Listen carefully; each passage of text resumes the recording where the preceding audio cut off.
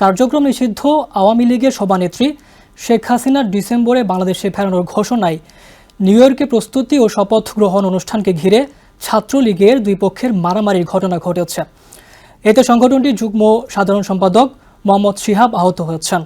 হামলার অভিযোগে অপর যুগ্ম সাধারণ সম্পাদক জাকির হোসেন রাহুলকে গ্রেফতার করেছে এনওয়াইপিডি। ভারতে অবস্থানরত বাংলাদেশের ক্ষমতাচ্যুত সাবেক প্রধানমন্ত্রী শেখ হাসিনার আগামী ডিসেম্বরে দেশে ফেরার ঘোষণার প্রেক্ষিতে নিউ ইয়র্ক সিটিতে প্রস্তুতি ও শপথ অনুষ্ঠানের আয়োজন করা হয়।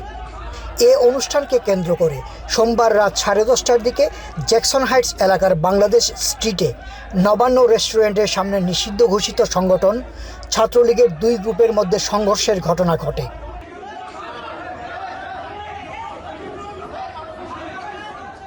যুক্তরাষ্ট্র ছাত্রলীগের যুগ্ম সাধারণ সম্পাদক মোহাম্মদ শিহাবকে মেরে রক্তাক্ত করে আহত করার অভিযোগে একই কমিটির আরেক যুগ্ম সাধারণ সম্পাদক জাকির হোসেন রাহুলকে গ্রেফতার করে নিউ ইয়র্ক সিটি পুলিশ।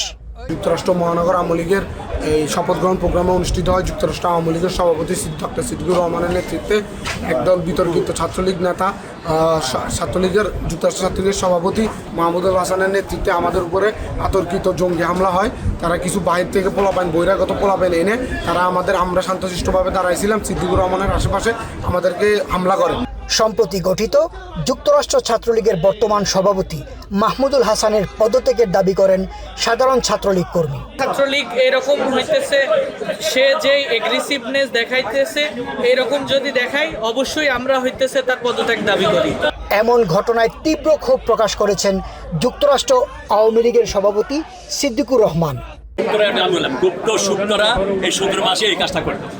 এখানে আজকে যা হচ্ছে আওয়ামী লীগের লোকেরাই তো করছে।